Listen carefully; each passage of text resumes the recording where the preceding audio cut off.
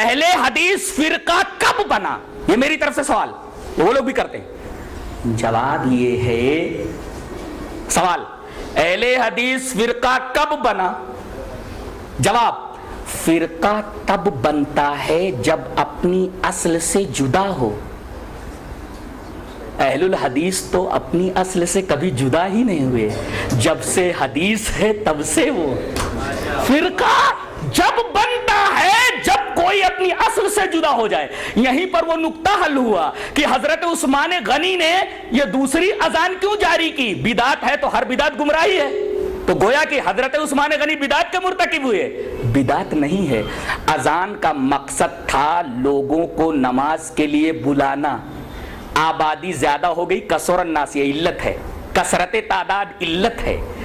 علت پائی گئی تو اذان کو مقام زورا میں دلایا. بدعت کیوں نہیں ہوئی؟ اس لیے کہ یہ فرع اپنی اصل سے جدا ہی نہیں ہے. نہیں سمجھ میں آیا؟ یہ نقطہ سمجھ میں آ جائے تو بہت سارے مسائل آٹومیٹکلی سمجھ میں آ جاتے ہیں. فرقہ جب بنتا ہے جب اپنی اصل سے جدا ہو.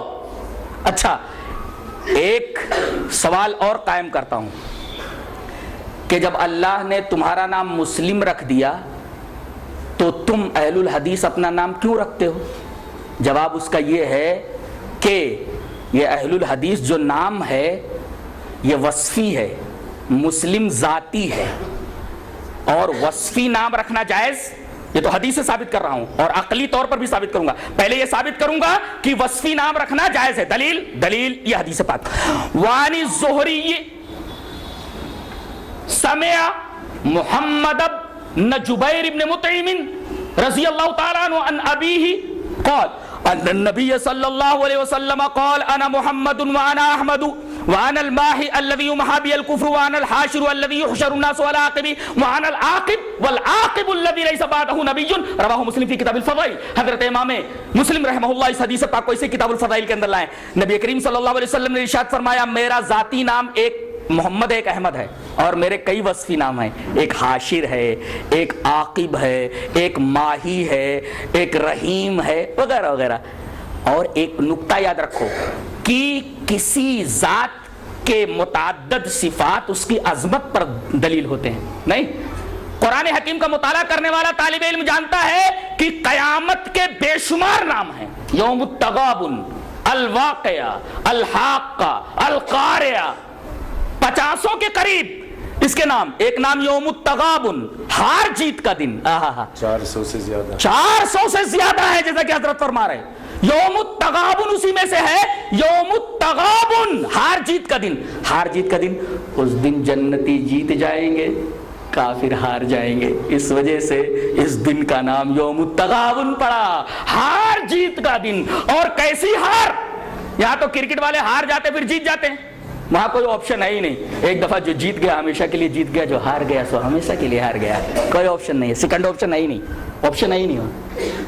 جو ہار گیا وہ ہمیشہ کے لیے ہار گیا، جو جیت گیا وہ ہمیشہ کے لیے جیت گیا. لہذا اصل کامیابی در حقیقت آخرت کی کامیابی ہے. وہاں جو کامیاب ہو گیا در حقیقت حقیقی کامرانی، حقیقی کامیابی اسی کو ملی.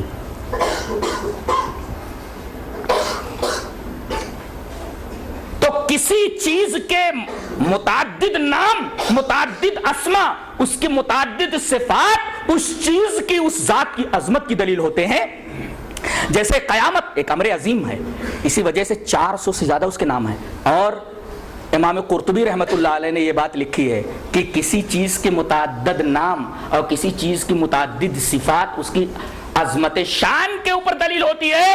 عربوں کے ہاں، اہل عرب کے ہاں تلوار کی بڑی عظمت تھی، بڑی اہمیت تھی. لہذا انہوں نے صرف تلوار کے لیے 500 الفاظ جمع کیے. 500 ورڈ ہے تلوار کے لیے. تلوار کے لیے کتنے ورڈ ہیں؟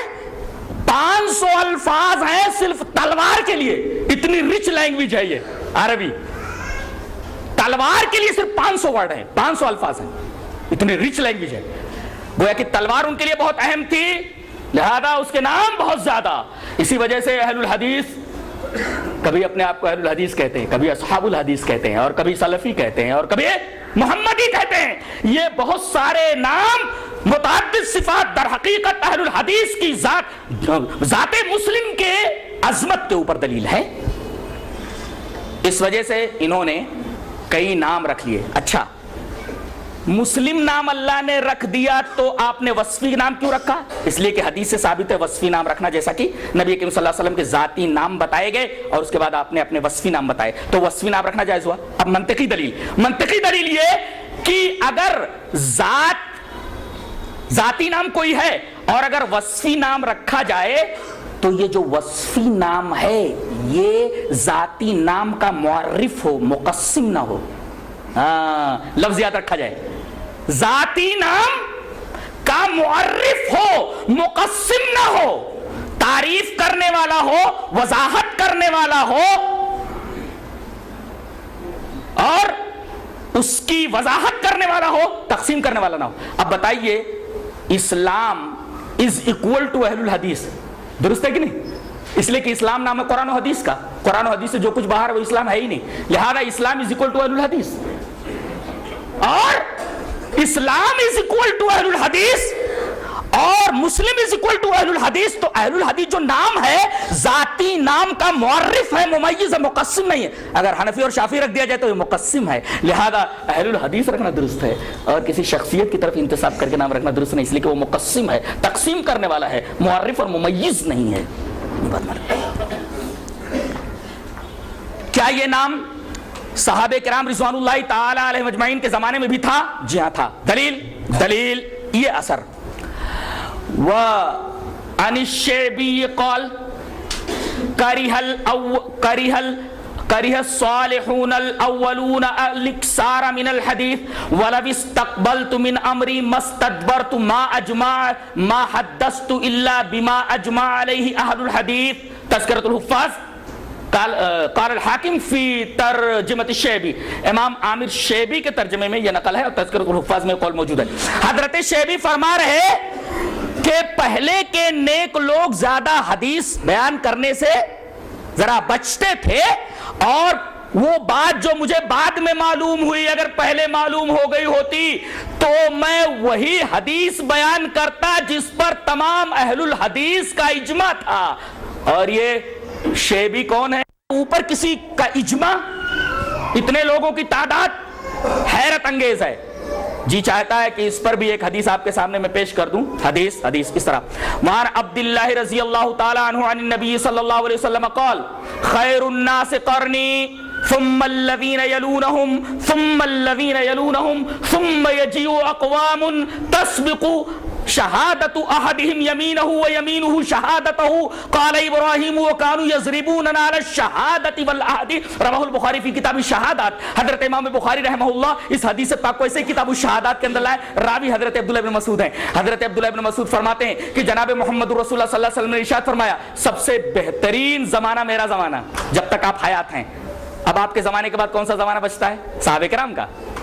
اور صحابہ کرام کا زمانہ، اس کے بعد تابعین کا زمانہ. یہ تین زمانے ہیں. خیر الناس قرنی یہ میرا زمانہ، ثم الذین یلونہم پھر اس زمانے سے جو لوگ منسلک صحابہ، ثم الذین یلونہم پھر میرے صحابہ سے جو منسلک ہیں. اس کا مطلب دور نبوی، دور صحابہ، دور تابعین اور دور صحابہ کے اندر یہ لفظ موجود تھا. اس کا مطلب صحابہ کرام رضوان اللہ تعالی علیہم اجمعین لفظ اہل الحدیث سے اچھی طرح واقف تھے. اب آخری بات رہ گئی، کیا یہ نام رکھنا ضروری ہے؟ جی ہاں ضروری ہے. کیوں؟ دلیل اس کی یہ ہے کہ نبی کریم صلی اللہ علیہ وسلم کے زمانے میں کیا یہ ہوتا تھا کہ یہ حدیث صحیح ہے یا حدیث ضعیف ہے؟ رسول اللہ صلی اللہ علیہ وسلم کوئی بات کہہ رہے، کوئی حدیث بیان کر رہے تو اس کا مطلب یہ تھا کہ جو کچھ آپ بیان کر رہے ہیں وہ سب صحیح ہے. آپ یہ تھوڑی کہتے تھے کہ یہ بیان کر رہا ہوں یہ حدیث صحیح ہے حدیث ضعیف ہے. اور صحابہ کرام بھی یہ نہیں کہتے تھے کہ یہ حدیث صحیح ہے حدیث ضعیف ہے. اچھا بعد میں جب صحیح حدیثوں کے اندر ضعیف حدیث گھس گئی تو فقہاء نے، محدثین نے کہنا شروع کر دیا کہ یہ حدیث صحیح ہے حدیث ضعیف ہے، تاکہ معلوم ہو جائے کہ صحیح حدیث کیا ہے ضعیف حدیث کیا ہے، تاکہ لوگ ضعیف حدیثوں کو چھوڑ کر کے جو انسانوں نے گڑھ لی تھی نبی کریم صلی اللہ علیہ وسلم کی حدیث کے اوپر آ جائیں. تو آج پہلے مسلمانوں کے مقابلے میں صرف کافر تھے تو اور نام رکھنے کی ضرورت نہیں تھی، لیکن آگے چل کر کے جب بدعتیں پھیلی تو مسلم کے ساتھ ساتھ اہل السنہ نام رکھا گیا بدعتیوں کے خلاف، اور سنت کا پتہ چونکہ حدیث سے چلتا تھا لہذا اہل الحدیث انہوں نے نام رکھا، اس لیے کہ اہل السنہ ہو ہی نہیں سکتا کوئی جب تک کہ اہل الحدیث نہ ہو، اس لیے کہ سنتوں کا پتہ حدیث ہی سے چلتا، کوئی سنت ڈھونڈنی ہو تو آپ کہاں ڈھونڈیں گے؟ حدیث ہی کے اندر تو ڈھونڈیں گے۔ اس کا مطلب اگر کسی نے کہہ دیا اہل الحدیث تو اہل القرآن بھی ہو گیا، اہل السنہ بھی ہو گیا، محمدی بھی ہو گیا، سلفی بھی ہو گیا، سب کچھ ہو گیا۔ یہ لفظ اہل الحدیث بہت جامع ہے، یہ در حقیقت ممیز ہے دیگر تمام ان فرقوں کے مقابلے میں جو اپنی خواہشات اور اپنی اہوا، اپنے آرا، اپنے خیالات فاسدہ اور اپنی افکار کاسدہ کے اوپر قائم ہیں۔ ان سے تمیز دینے کے لیے یہ نام رکھنا ضروری ہو گیا ہے، جیسے کہ محدثین کے اوپر یہ ضروری تھا کہ بتائیں کہ یہ حدیث صحیح ہے یہ حدیث ضعیف ہے، تاکہ لوگ صحیح اور ضعیف کے درمیان فرق کر کے تمیز کر کے حدیث سے صحیح کے اوپر عمل کریں۔ ایسے ہی ضروری ہے کہ لوگ یہ نام رکھیں۔ آج لوگ کہتے ہیں کہ یہ نام در حقیقت ایک فرقہ ہے۔ بہت غور سے سنو، لے کر جاؤ، آج یہاں سے لے کر کیا جاؤ گے؟ یہ آخری بات۔ ایک صاحب نے کہا کہ 4 ہی تو فرقے ہیں، یہ 5واں کہاں سے آیا؟ میں نے کہا کہ 4 فرقے کون سے؟ بولے کہ ایک سمندر ہے۔ بولے ہاں سمندر ہے، اس سے 4 نہریں نکلی تو پانی تو وہی ہے، پانی تو وہی ہے۔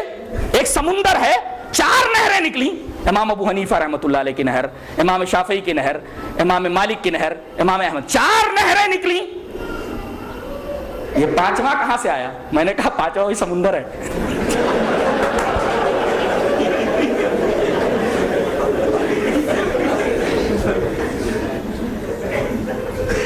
پانچواں کہاں سے آیا؟